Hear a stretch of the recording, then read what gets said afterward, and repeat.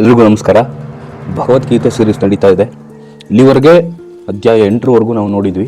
ಇವತ್ತು ಅಧ್ಯಾಯ 9 ರಹಸ್ಯತಮ ಜ್ಞಾನ ಎಂಬ ಅಧ್ಯಾಯವನ್ನು ನಾವು ನೋಡೋಣ. ಎಂದಿನಂತೆ ಭಗವದ್ಗೀತೆ ಹೇಳೋಕ್ಕೆ ಮುಂಚೆ ಭಗವದ್ಗೀತೆಯ ಪ್ರಾರ್ಥನೆಯನ್ನು ಹೇಳಿ ನಂತರ ಅಧ್ಯಾಯ 9 ರಹಸ್ಯತಮ ಜ್ಞಾನವನ್ನು ನಾನು ನಿಮ್ಮ ಮುಂದೆ ಹೇಳಲಿಕ್ಕೆ ಇಷ್ಟಪಡ್ತೀನಿ. ಓಂ ಪ್ರಾತಾಯ ಪ್ರತಿಬೋಧಿತಾಂ ಭಗವತ ನಾರಾಯಣೇನ ಸ್ವಯಂ ವ್ಯಾಸೇನ ಘೃತಿತಾಂ ಪುರಾಣ ಮುನಿನ ಮಧ್ಯೈ ಮಹಾಭಾರತಂ ಅದ್ವೈತಾಮೃತವರ್ಷಿಣೀಂ ಭಗವತೀಂ ಅಷ್ಟದಶಾಧ್ಯಾಯಿನೀಂ ಅಂಬತ್ವಮಾನುಸಂದದಾಮಿ ಭಗವದ್ಗೀತೆ ಭವದ್ವೇಷಿಣೀಂ ನಮೋಸ್ತುತೆ ವ್ಯಾಸ ವಿಶಾಲ ಬುದ್ಧೇ ಪುಲ್ಲಾರವಿಂದ್ರಾಯತ ಪತ್ರನೇತ್ರ ಯೇನ ತ್ವಯಾ ಭಾರತ ತೈಲಪೂರ್ಣಃ ಪ್ರಜ್ವಾಲಿತೋ ಜ್ಞಾನಮಯ ಪ್ರದೀಪ ಪ್ರಪನ್ನ ಪಾರಿಜಾತಾಯ ಸ್ತೋತ್ರವೈತರೈಕಪಾಣಯೇ ಜ್ಞಾನಮುದ್ರಾಯ ಕೃಷ್ಣಾಯ ಗೀತಾಮೃತದುಯೇ ನಮಃ. ಸರ್ವೋಪನಿಷದೋ ಘಾವೋ ದೋಗ್ಧ ಗೋಪಾಲನಂದನಃ ಪಾತ್ತ ವತ್ಸ ಸುಧೀರ್ಭೋಕ್ತ ದುಗ್ಧಂ ಗೀತಾಮೃತ್ ಮತ್ ವಸುದೇವ ಸುತಂದೇವಂ ಕಂಸಚಾರುಣಮರ್ಧನಂ ದೇವಕೀ ಪರಮಾನಂದಂ ಕೃಷ್ಣಂ ಮುಂದೆ ಜಗದ್ಗುರುಂ. ಎಂದಿನಂತೆ ಮೊದಲು ಎಲ್ಲ ಶ್ಲೋಕಗಳನ್ನು ಹೇಳಿ ನಂತರ ಅದರ ಅನುವಾದವನ್ನು ನಾನು ಮುಂದೆ ಹೇಳ್ತೀನಿ. ಅಧ್ಯಾಯ 9 ರಹಸ್ಯತಮ ಜ್ಞಾನ. ಶ್ಲೋಕ 1. ಶ್ರೀ ಭಗವಾನುವಾಚ ಇದಂ ತುತೆ ಗುಯತ್ತಮಂ ಪ್ರವ್ಯಕ್ಷ್ಯಾಮ್ಯ ನ ಸೂಯವೇ ಜ್ಞಾನಂ ವಿಜ್ಞಾನ ಸಹಿತಂ ಯಜ್ಞತ್ವಾ ಮೋಕ್ಷಸೇ ಶುಭಾತ್. ರಾಜವಿದ್ಯಾ ರಾಜಾ ಗುಹ್ಯಂ ಪವಿತ್ರ ಮಿದ ಮುತ್ತಮಂ ಪ್ರತ್ಯಕ್ಷಾವಗಮಂ ಧರ್ಮ್ಯಂ ಸುಸುಖಂ ಕರ್ತುಮವ್ಯಯಂ. ಅಶ್ರದ್ಧಾನ ಪುರುಷ ಧರ್ಮಸ್ಯಾಸ್ಯ ಪರಂತಪ ಅಪ್ರಾಪ್ಯ ಮಾಂ ನಿವರ್ತಂತೆ ಮೃತ್ಯು ಸಂಸಾರವರ್ತಿನಿ. ಮಯಾ ತತಮಿದಂ ಸರ್ವಂ ಜಗದವ್ಯಕ್ತ ಮೂರ್ತಿನಾ ಮತ್ಸ್ಥಾನಿ ಸರ್ವಭೂತಾನಿ ನ ಚಾಹಂ ತೇಷ್ಟವಸ್ಥಿತ.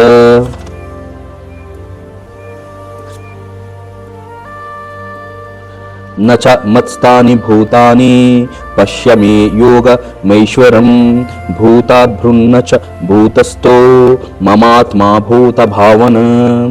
ಯಥಾಕಾಶಸ್ಥಿತೋ ನಿತ್ಯಂ ವಾಯುಃ ಸರ್ವತ್ರ ಗೋಮಹಾಂ ತಥಾ ಸರ್ವಾಣಿ ಭೂತಾನಿ ಮತ್ಸ್ಥಾನಿತ್ಯುಪರಾಧಯ.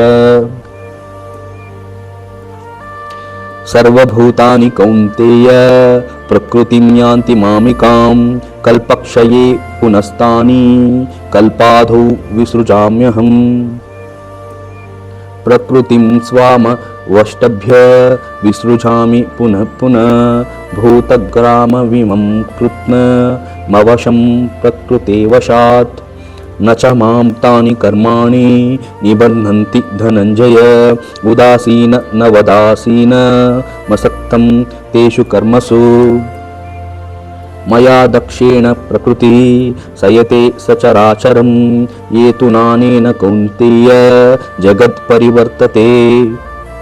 ಅವಜಾನಂತಿ ಮಾಂ ಮೂಢ ಮನುಷಿಂ ಕನುಮಾಶ್ರಿತಂ ಪರಂ ಭಾವಮ ಜಾನಂತೋ ಮಮ ಭೂತ ಮಹೇಶ್ವರಂ.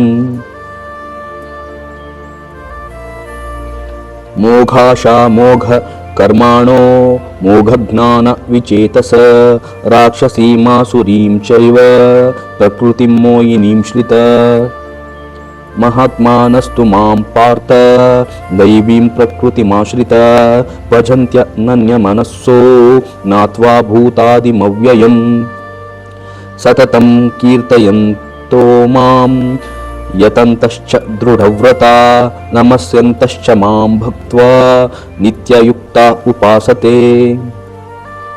ಜ್ಞಾನಯಜ್ಞೇನ ಚಾಪ್ಯೇನ ಯಜಂತೋ ಮಾಮುಪಾಸತೆ ಏಕತ್ವೇನ ಪೃಥಕ್ವೇನ ಬಹುಧಾ ವಿಶ್ವತೋಮುಖಂ.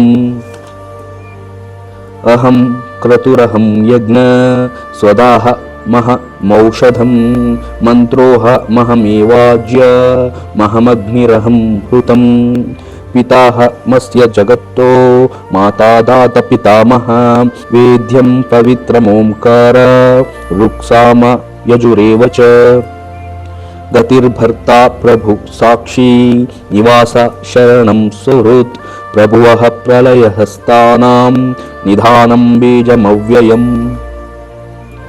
ತಪಾಮ್ಯಹಮಹಂ ವರ್ಷಂ ನಿಗೃಹಾಮ್ಯುತ್ಸುಜಾಮಿ ಚ ಅಮೃತಂ ಚೈವ ಮೃತ್ಯುಶ್ಚ ಸದಸಚ್ಚಾಹಮರ್ಜುನ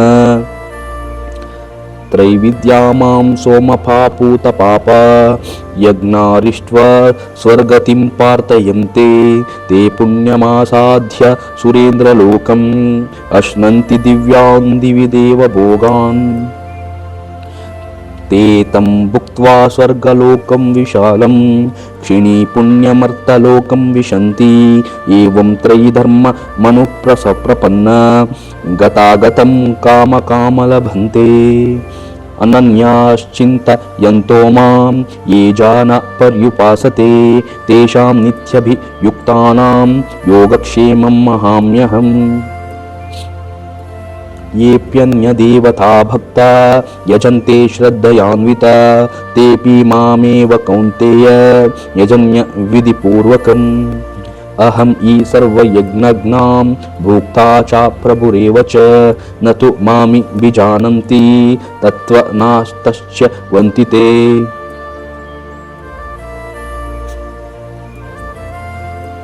यान्ति देवव्रता देवान् पितृं यान्ति पितृव्रता भूतानि यान्ति भूतेज्य यान्ति मद्याजिनोऽपि मां पत्रं पुष्पं फलं तोयं यो मे भक्त्या प्रयच्छति तदहं भक्त्युप्रवृथ माश्नामि प्रयत्तात्मना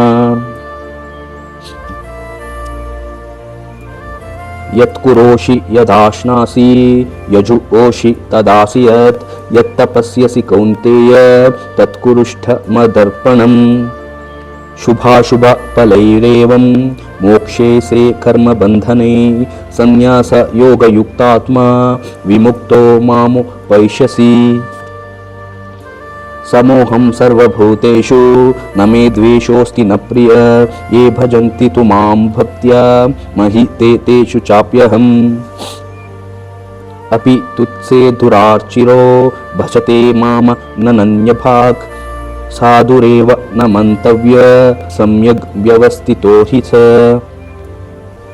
क्षिप्रं भवति धर्मात्मा शश्वच्छान्ति निगच्छति कौन्तेय प्रतिज्ञानीः न मे भक्त प्रणश्यति माम् इ पार्थ व्यपाश्रित्य येऽपि स्युपापयोनय श्रियो वैश्यास्तथा शूद्रास्तेऽपि शान्ति पराङ्गतिम् किं पुनर्ब्राह्मणा पुण्य भक्तराजशयस्तथा अनित्यमुसुखं लोकमिमं प्राप्य भजस्व मां मन्मना भव मद्भक्तो मद्याजी मां नमस्कुरु मामे वैश्यसि ಯುಕ್ತ್ವೇವ ಮಾತ್ಮಾನಂ ಮತ್ಪರಾಯಣ.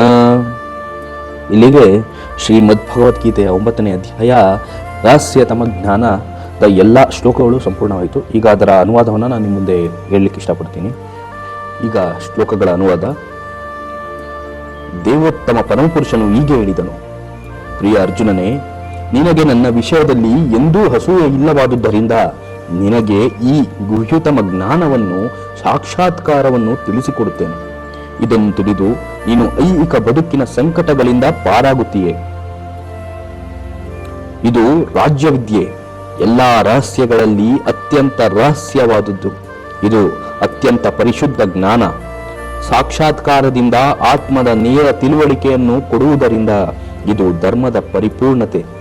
ಇದು ಶಾಶ್ವತವಾದದ್ದು ಮತ್ತು ಸಂತೋಷದಿಂದ ಅನುಷ್ಠಾನ ಮಾಡುವಂಥದ್ದು. ಶತ್ರು ಸಂಹಾರಕನಾದ ಅರ್ಜುನನೇ, ಈ ಭಕ್ತಿ ಸೇವೆಯಲ್ಲಿ ಶ್ರದ್ಧಾವಂತರಲ್ಲದವರು ನನ್ನನ್ನು ಪಡೆಯಲಾರರು. ಆದುದರಿಂದ ಅವರು ಈ ಐಹಿಕ ಜಗತ್ತಿನಲ್ಲಿ ಜನನ ಮರಣಗಳ ಮಾರ್ಗಕ್ಕೆ ಹಿಂದಿರುಗುವರು. ನನ್ನ ಅವ್ಯಕ್ತ ಸ್ವರೂಪದಲ್ಲಿ ನಾನು ಇಡೀ ವಿಶ್ವವನ್ನು ವ್ಯಾಪಿಸಿದ್ದೇನೆ. ಎಲ್ಲ ಜೀವಿಗಳು ನನ್ನಲ್ಲಿದ್ದಾರೆ, ನಾನು ಅವರಲ್ಲಿಲ್ಲ. ಆದರೂ ಸೃಷ್ಟಿಯಾದದ್ದೆಲ್ಲ ನನ್ನನ್ನೇ ಆಧರಿಸಿದ್ದಲ್ಲ. ನನ್ನ ಯೋಗ ಸಮೃದ್ಧಿಯನ್ನು ನೋಡು. ಎಲ್ಲ ಜೀವಿಗಳ ಪಾಲಕನು ನಾನಾದರೂ ಮತ್ತು ನಾನು ಎಲ್ಲ ಕಡೆ ಇರುವನಾದರೂ ನಾನು ಈ ವಿಶ್ವದ ಅಭಿವ್ಯಕ್ತಿಯ ಭಾಗವಲ್ಲ, ಏಕೆಂದರೆ ನಾನೇ ಸೃಷ್ಟಿಯ ಮೂಲ. ಎಲ್ಲ ಕಡೆಯೂ ಬೀಸುವ ಬಲಶಾಲಿಯಾದ ಗಾಳಿಯು ಸದಾ ಆಕಾಶದಲ್ಲಿ ಹೇಗೆ ನೆಲೆಸಿರುವುದೋ ಹಾಗೆ ಸೃಷ್ಟಿಯಾದದ್ದೆಲ್ಲವೂ ನನ್ನಲ್ಲಿ ನೆಲೆಸಿರುತ್ತದೆ.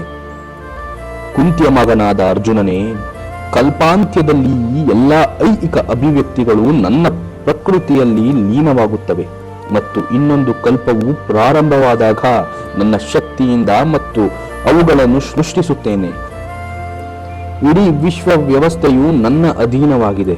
ನನ್ನ ಸಂಕಲ್ಪದಿಂದ ಅದು ಮತ್ತೆ ಮತ್ತೆ ರೂಪ ತಾಳುತ್ತದೆ ಮತ್ತು ನನ್ನ ಸಂಕಲ್ಪದಿಂದ ಕೊನೆಗೆ ಅದು ನಾಶವಾಗುತ್ತದೆ. ಧನಂಜಯನೇ, ಈ ಎಲ್ಲ ಕಾರ್ಯವು ನನ್ನನ್ನು ಬಂಧಿಸುವುದಿಲ್ಲ. ನಾನು ತಟಸ್ಥನಂತೆ ಕುಳಿತಿದ್ದು ಈ ಎಲ್ಲ ಐಹಿಕ ಚಟುವಟಿಕೆಗಳ ಬಗ್ಗೆ ನಿರ್ಲಿಪ್ತನಾಗಿದ್ದೇನೆ.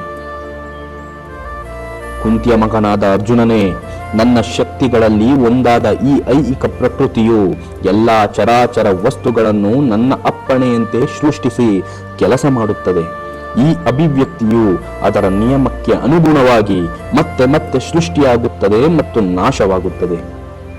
ನಾನು ಮನುಷ್ಯ ರೂಪದಲ್ಲಿ ಇಳಿದು ಬಂದಾಗ ಮೂಢರು ನನ್ನನ್ನು ಅಪಹಾಸ್ಯ ಮಾಡುತ್ತಾರೆ. ಇರುವುದೆಲ್ಲದರ ಪ್ರಭು ನಾನೇ.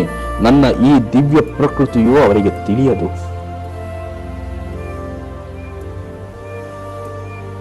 ಹೀಗೆ ದಿಗ್ಭ್ರಮೆಯಾದವರನ್ನು ರಾಕ್ಷಸಿ ಮತ್ತು ನಾಸ್ತಿಕ ಅಭಿಪ್ರಾಯಗಳು ಆಕರ್ಷಿಸುತ್ತವೆ. ಈ ಭ್ರಾಂತಿಯ ಸ್ಥಿತಿಯಲ್ಲಿ ಅವರ ಮುಕ್ತಿಯ ಭರವಸೆಗಳು, ಅವರ ಫಲಾಪೇಕ್ಷಿತ ಕರ್ಮಗಳು ಮತ್ತು ಅವರ ಜ್ಞಾನ ಸಂಸ್ಕಾರ ಎಲ್ಲ ಸೋತು ಹೋಗುತ್ತವೆ. ಪಾರ್ಥನೆ, ಭ್ರಾಂತಿಗೆ ಸಿಲುಕದ ಮಹಾತ್ಮರು ದೈವಿ ಪ್ರಕೃತಿಯ ರಕ್ಷಣೆಯಲ್ಲಿ ಇರುತ್ತಾರೆ. ಅವರಿಗೆ ನಾನು ಮೂಲನು ಅವ್ಯಯನೂ ಆದ ದೇವೋತ್ತಮ ಪರಮಪುರುಷನು ಎಂದು ಗೊತ್ತು. ಆದುದರಿಂದ ಅವರು ಭಕ್ತಿ ಸೇವೆಯಲ್ಲಿ ಸಂಪೂರ್ಣರಾಗಿ ನಿರತರಾಗಿರುತ್ತಾರೆ. ಸದಾ ನನ್ನ ಕೀರ್ತನೆಯನ್ನು ಮಾಡುತ್ತಾ, ದೃಢ ಸಂಕಲ್ಪದಿಂದ ಪ್ರಯತ್ನವನ್ನು ಮಾಡುತ್ತಾ, ನನಗೆ ನಮಸ್ಕಾರವನ್ನು ಮಾಡುತ್ತಾ ಈ ಮಹಾತ್ಮರು ಸತತವಾಗಿ ಭಕ್ತಿ ಸೇವೆಯಲ್ಲಿ ನನ್ನನ್ನು ಪೂಜಿಸುತ್ತಾರೆ. ಜ್ಞಾನದ ಬೆಳವಣಿಗೆಯಿಂದ ಜ್ಞಾನದಲ್ಲಿ ನಿರತರಾದ ಇತರರು ಭಗವಂತನನ್ನು ಅದ್ವಿತೀಯನೆಂದು, ಹಲವು ರೂಪಗಳಲ್ಲಿ ಇರುವವನೆಂದು ಮತ್ತು ವಿಶ್ವರೂಪದಲ್ಲಿಯೂ ಪೂಜಿಸುತ್ತಾರೆ. ನಾನು ವೈದಿಕ ವಿಧಿ, ನಾನೇ ಯಜ್ಞ, ನಾನೇ ಪಿತೃಗಳಿಗೆ ಅರ್ಪಿಸುವ ಆಹುತಿ, ನಾನೇ ಔಷಧ ಮೂಲಿಕೆ, ನಾನೇ ಮಂತ್ರ, ನಾನೇ ಅಜ್ಯ, ನಾನೇ ಅಗ್ನಿ, ನಾನೇ ಹುತ. ನಾನು ವಿಶ್ವದ ತಂದೆ, ತಾಯಿ, ಆಧಾರ ಮತ್ತು ಪಿತಾಮಹ. ನಾನು ಜ್ಞಾನದ ಗುರಿ, ಪವಿತ್ರೀಕರಿಸುವವನು, ಓಂಕಾರ. ನಾನೇ ಯಗ್, ಸಮ ಮತ್ತು ಯಜುರ್ವೇದಗಳು. ನಾನೇ ಗುರಿಯು, ನಾನೇ ಪೋಷಿಸುವವನು, ನಾನೇ ಯಜಮಾನನು, ನಾನೇ ಸಾಕ್ಷಿ, ನಾನೇ ನಿವಾಸ, ನಾನೇ ಆಶ್ರಯ, ನಾನೇ ಅತ್ಯಂತ ಆಪ್ತ ಗೆಳೆಯ, ನಾನೇ ಸೃಷ್ಟಿ, ನಾನೇ ಪ್ರಳಯ, ನಾನೇ ಎಲ್ಲಕ್ಕೂ ಆಧಾರ, ನಾನೇ ವಿಶ್ರಾಂತಿಯ ತಾಣ, ನಾನೇ ಶಾಶ್ವತವಾದ ಬೀಜ. ಅರ್ಜುನನೇ, ನಾನೇ ಶಾಖವನ್ನು ಕೊಡುತ್ತೇನೆ, ನಾನೇ ಮಳೆಯನ್ನು ತಡೆಯುತ್ತೇನೆ ಮತ್ತು ಕಳುಹಿಸುತ್ತೇನೆ. ನಾನೇ ಅಮೃತ, ನಾನೇ ಮೃತ್ಯು. ಚೇತನ ಮತ್ತು ಜಡ ವಸ್ತುಗಳು ಎರಡೂ ನನ್ನಲ್ಲಿವೆ. ವೇದಗಳನ್ನು ಅಭ್ಯಾಸ ಮಾಡಿ, ಸೋಮರಸವನ್ನು ಪಾನ ಮಾಡಿ, ಸ್ವರ್ಗಲೋಕಗಳನ್ನು ಹರಿಸುವವರು ಪರೋಕ್ಷವಾಗಿ ನನ್ನನ್ನು ಪೂಜಿಸುತ್ತಾರೆ. ಪಾಪ ಪ್ರಕ್ರಿಯೆಗಳಿಂದ ಬಿಡುಗಡೆಯಾಗಿ ಪರಿಶುದ್ಧರಾಗಿ ಅವರು ಪುಣ್ಯ ಸ್ವರ್ಗ ಲೋಕದಲ್ಲಿ ಹುಟ್ಟುತ್ತಾರೆ. ಅಲ್ಲಿ ಸ್ವರ್ಗ ಸುಖಗಳನ್ನು ಸವಿಯುತ್ತಾರೆ. ಹೀಗೆ ಅವರು ಸ್ವರ್ಗಲೋಕದ ಅಪಾರವಾದ ಇಂದ್ರಿಯ ಭೋಗವನ್ನು ಸವಿದು ತಮ್ಮ ಪುಣ್ಯ ಕಾರ್ಯಗಳ ಫಲಗಳು ಕ್ಷಯಿಸದಂತೆ ಈ ಮತ್ಸ್ಯಲೋಕಕ್ಕೆ ಹಿಂದಿರುಗುತ್ತಾರೆ.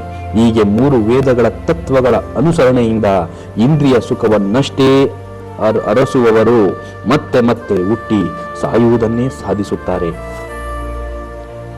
ಅನ್ಯ ಚಿಂತೆ ಇಲ್ಲದೆ ಒಂದೇ ಮನಸ್ಸಿನಿಂದ ನನ್ನನ್ನು ಪೂಜಿಸುತ್ತಾ ನನ್ನ ದಿವ್ಯ ಸ್ವರೂಪವನ್ನು ಧ್ಯಾನಿಸುವವರು ಯಾರೋ ಅವರಿಗೆ ನಾನು ಇಲ್ಲದ್ದನ್ನು ಕೊಡುತ್ತೇನೆ ಮತ್ತು ಇರುವುದನ್ನು ಕಾಪಾಡುತ್ತೇನೆ.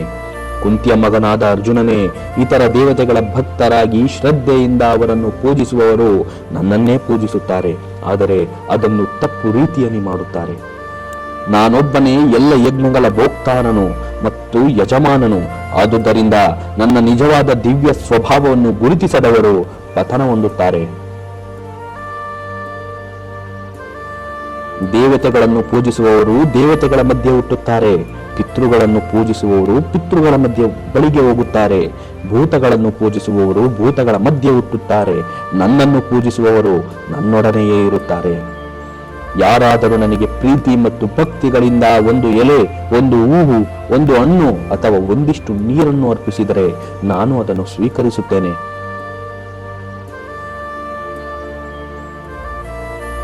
ಕುಂತಿಯ ಮಗನಾದ ಅರ್ಜುನನೇ, ನೀನು ಏನನ್ನೇ ಮಾಡು, ಏನನ್ನೇ ಭಂಜಿಸು, ಏನನ್ನೇ ಅರ್ಪಿಸು ಅಥವಾ ಕೊಟ್ಟು ಬಿಡು ಮತ್ತು ಯಾವುದೇ ತಪ್ಪನ್ನು ಮಾಡು, ಅದನ್ನು ಕಾಣಿಕೆಯಾಗಿ ನನಗೆ ಅರ್ಪಿಸು. ಈ ರೀತಿಯಲ್ಲಿ ನೀನು ಕರ್ಮ ಬಂಧನದಿಂದ ಮತ್ತು ಅದರ ಶುಭಾಶುಭ ಫಲಗಳಿಂದ ಬಿಡುಗಡೆ ಹೊಂದುತ್ತೀಯೇ. ಈ ತ್ಯಾಗ ತತ್ವದಿಂದ ನಿನ್ನ ಮನಸ್ಸು ನನ್ನಲ್ಲಿ ನೆಲೆಸಿ ನೀನು ಮುಕ್ತನಾಗುತ್ತೀಯೇ ಮತ್ತು ನನ್ನ ಬಳಿಗೆ ಬರುತ್ತೀಯೇ. ನನಗೆ ಯಾರ ವಿಷಯದಲ್ಲಿಯೂ ಅಸೂಯೆ ಇಲ್ಲ. ನಾನು ಯಾರ ಪರವಾಗಿಯೂ ಪಕ್ಷಪಾತ ಮಾಡುವುದಿಲ್ಲ. ನಾನು ಎಲ್ಲರ ವಿಷಯದಲ್ಲಿಯೂ ಸಮನಾಗಿ ಇರುತ್ತೇನೆ. ಆದರೆ ಯಾವತ್ತೂ ನನ್ನ ಭಕ್ತಿ ಸೇವೆಯನ್ನು ಮಾಡುವನೋ ಆತನು ನನ್ನ ಸ್ನೇಹಿತನು, ನನ್ನಲ್ಲಿದ್ದಾನೆ ಮತ್ತು ನಾನು ಅವನಿಗೆ ಸ್ನೇಹಿತ. ಯಾವನಾದರೂ ಅತ್ಯಂತ ಹೀನ ಕಾರ್ಯವನ್ನು ಮಾಡುತ್ತಿದ್ದರೂ ಆತನು ಭಕ್ತಿ ಸೇವೆಯಲ್ಲಿ ತೊಡಗಿದರೆ ಆತನನ್ನು ಸಾಧು ಎಂದು ಭಾವಿಸಬೇಕು, ಏಕೆಂದರೆ ಆತನು ತನ್ನ ನಿರ್ಧಾರದಲ್ಲಿ ಸರಿಯಾಗಿ ನೆಲೆಸಿದ್ದಾನೆ. ಕುಂತಿಯ ಮಗನಾದ ಅರ್ಜುನನೇ, ಅವನು ಶೀಘ್ರವಾಗಿ ಧರ್ಮಾತ್ಮನಾಗುತ್ತಾನೆ ಮತ್ತು ಶಾಶ್ವತ ಶಾಂತಿಯನ್ನು ಪಡೆಯುತ್ತಾನೆ. ನನ್ನ ಭಕ್ತನು ಎಂದು ನಾಶವಾಗುವುದಿಲ್ಲ ಎಂದು ಧೈರ್ಯವಾಗಿ ಘೋಷಿಸು. ಪಾರ್ಥ, ನನ್ನಲ್ಲಿ ಆಶ್ರಯ ಪಡುವವರು ಕೀಳು ಜನರಾಗಿದ್ದರೂ ಸ್ತ್ರೀಯರು, ವೇಶ್ಯರು ಮತ್ತು ಶೂದ್ರರು ಪರಮಗತಿಯನ್ನು ಪಡೆಯಬಲ್ಲರು. ಧರ್ಮಾತ್ಮರಾದ ಬ್ರಾಹ್ಮಣರು, ಭಕ್ತರು ಮತ್ತು ರಾಜರ್ಷಿಗಳ ವಿಷಯದಲ್ಲಿ ಇದು ಇನ್ನಷ್ಟು ನಿಜ. ಆದುದರಿಂದ ಈ ಅಶಾಶ್ವತವಾದ ಮತ್ತು ದುಃಖದ ಲೋಕಕ್ಕೆ ಬಂದಿರುವ ನೀನು ನನ್ನ ಪ್ರೇಮೋತ್ಪೂರಕ ಸೇವೆಯಲ್ಲಿ ನಿರತನಾಗು. ಸದಾ ನನ್ನನ್ನು ಚಿಂತಿಸುವುದರಲ್ಲಿ ಮನಸ್ಸನ್ನು ತೊಡಗಿಸು. ನನ್ನ ಭಕ್ತನಾಗು, ನನಗೆ ನಮಸ್ಕಾರ ಮಾಡು ಮತ್ತು ನನ್ನನ್ನು ಪೂಜಿಸು. ಆಗ ನನ್ನಲ್ಲಿ ಸಂಪೂರ್ಣವಾಗಿ ಮಗ್ನನಾಗಿ ನಿಶ್ಚಯವಾಗಿಯೂ ನೀನು ನನ್ನಲ್ಲಿಗೆ ಬರುವೆ. ಇಲ್ಲಿಗೆ ಶ್ರೀಮದ್ ಭಗವದ್ಗೀತೆಯ 9ನೇ ಅಧ್ಯಾಯ ರಹಸ್ಯತಮ ಜ್ಞಾನ ಸಂಪೂರ್ಣವಾಗಿ ಮುಗಿಯಿತು. ನಮಸ್ಕಾರ.